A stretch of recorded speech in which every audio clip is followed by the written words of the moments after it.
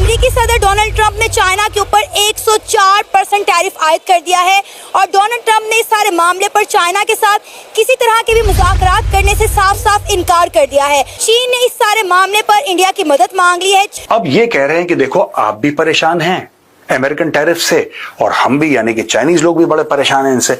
आइए हम लोग मिल जाते हैं और अमेरिका के खिलाफ। चाइना को अमेरिका ने इररिलेवेंट कर दिया है। Now India proves to be the backbone of the Apple and the US tech firms. China यहाँ पे बड़े प्रॉब्लम से गुजर रहा है। एक तरफ वो सोच रहा है बैक चैनल डिप्लोमेसी होनी चाहिए जिससे यूएस मार्केट उनके हाथ से ना निकल जाए, क्योंकि यूएस मार्केट निकल गया तो कहीं ना कहीं चाइनीज जीडीपी पे बहुत बड़ा खतरा है।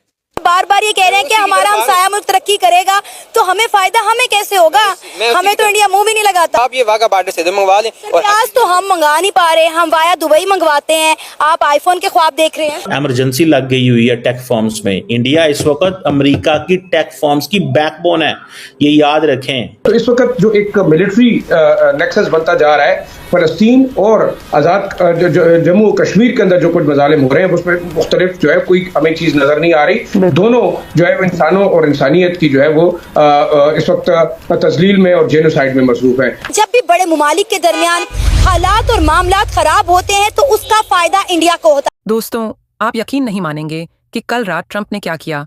चाइना के लिए यह खबर किसी बूढ़े सपने से कम नहीं है। जी हाँ, आपने सही सुना। ट्रंप ने चाइना पर 125% टैक्स की मार दी है, जबकि बाकी दुनिया को 90 दिनों के लिए टैक्स फ्री खुशी मनाने का मौका दे दिया है। खैर, सदियों से चली आ रही भारत की भविष्यवाणी सच साबित हुई है और अब ये भारत के लिए सुनहरा मौका है। भारत अब बड़ी मात्रा में अमेरिकी बाजार को एक्सपोर्ट्स कर सकता है और अमेरिका के साथ ट्रेड डील साइन करके ग्लोबल मैन्युफैक्चरिंग हब बनने की राह पर है। दोस्तों, ये कहानी यहीं खत्म नहीं होती। अमेरिका की बड़ी बड़ी टेक कंपनियां जैसे एप्पल और अन्य दिग्गज मैन्युफैक्चरिंग जायंट्स भारत में अपने प्लांट सेटअप करने की सोच रहे हैं, क्योंकि अब भारत पर सबसे कम टैक्स लगाने की तैयारी हो रही है। तो चलिए देखते हैं पाकिस्तानी मीडिया का क्या प्रतिक्रिया है इस पर। चाइना को अमेरिका ने इररिलेवेंट कर दिया है। Now India proves to be the backbone of the Apple and the US tech firms. ये इंडिया ही अब उनकी बैकबोन है। और ये जो उस वक्त फ्रेंड शोरिंग की थी या ये बाइडेन एडमिनिस्ट्रेशन या उससे पहले जो इवन ट्रंप एडमिनिस्ट्रेशन के दौर में ये बताया गया था, आप देखें ना, इंडिया के अंदर 26% टैरिफ्स हैं और वो भी 90 डेज के लिए दे हैव बीन पॉज्ड, क्योंकि इंडिया ने फैसला किया है कि हम रिटेलिएट नहीं करेंगे। और ये जो लार्ज स्केल ऑपरेशन जो एप्पल ने किया है, ठीक है जी, उसकी वजह क्या है? उसकी वजह यह है कि हम 125% टैरिफ को अफोर्ड करें या वो जो 90 डेज का जो पॉज है उसको देखें, और उससे बढ़ के भी देखें। एप्पल ने अपनी जो मैन्युफैक्चरिंग है, फोन मैन्युफैक्चरिंग इंडिया में 20% 20% इंक्रीज कर दिया और उसके लिए वर्कर्स ऐड हुए हैं। इंडिया के अंदर मैसिव जॉब्स क्रिएट हो रही हैं, मैसिव जॉब्स क्रिएट हो रही हैं। वो लोग जो टेक फर्म्स में काम करते हैं, आप देखें कि जो फॉक्सकॉन की जो चेन्नई फैक्ट्री है, वहां पे संडेज को भी काम होता है, इतवार को भी काम होता है, दिन रात काम हो रहा है। इतवार इज छुट्टी, it's a holiday, but in India you have to work because दुनिया की जो टेक फर्म्स हैं they are looking towards India. दुनिया की जो टेक फर्म्स हैं वो इंडिया की तरफ देख रही हैं, सो उनको उस हिसाब से वहां पे काम करना पड़ता है। इस चीज को आप अगर अंदाजा लगाएं, ये है वो डेवलपमेंट। एप्पल जो है वो कोलैबोरेट कर रहा है कि विद अब इसमें क्या हो रहा है, इंडियन गवर्नमेंट बहुत ज्यादा सपोर्ट कर रही है कि जितनी भी कस्टम क्लियरेंस चेन्नई एयरपोर्ट से हो रही थी उसको, जिसे कहते हैं ना, उसका प्रोसेसिंग टाइम 30 आवर्स कर दिया गया है। जो 30 आवर्स था उसको 6 घंटे कर दिया गया। नाउ आप देखें how India is getting relevant and how India is a backbone of the entire system.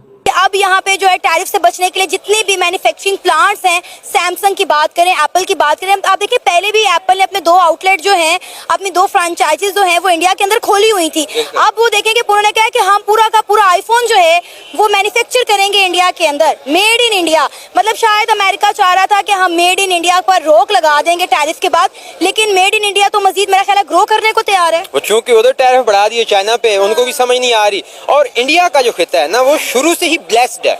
आप 2000-3000 साल पहले ले जाए, बेशक आज से 100-200 साल पहले चल जाए, दुनिया की बहुत बड़ी पावर थी। और आप इस पावर को कब तक रोकेंगे? इतनी बड़ी कंज्यूमर मार्केट है, इतने ज़हीन दिमाग यहाँ पर मौजूद है, इतनी डाइवर्सिटी यहाँ पर मौजूद है, कल्चर्स की, इवन एजुकेशन की, लाइक हर तरह की। तो मौका जो है वो नेचर, मदर नेचर जो है वो खुद ब खुद बनाएगी और इंडिया पूरा खिता इंशाल्लाह जैसा आप देखिए कि इससे इंडिया को कितना फायदा होगा। वहाँ पे जो है लोगों को रोजगार के मौके मिलेंगे, टेक्नोलॉजी आएगी, लोगों में जो है स्किल्स जो है वो मजीद ग्रो करेंगे और डेफिनेटली इंडिया की जो ग्लोबल मार्केट है वो खुल जाएगी।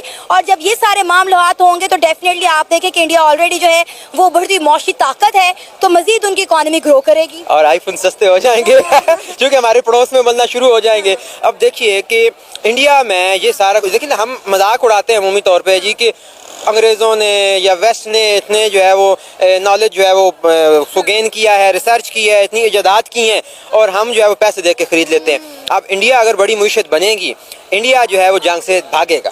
लेकिन सर देखिए हमें क्या फायदा, बार बार ये कह रहे हैं कि हमारा हमसाया मुल्क तरक्की करेगा, तो हमें फायदा हमें कैसे होगा?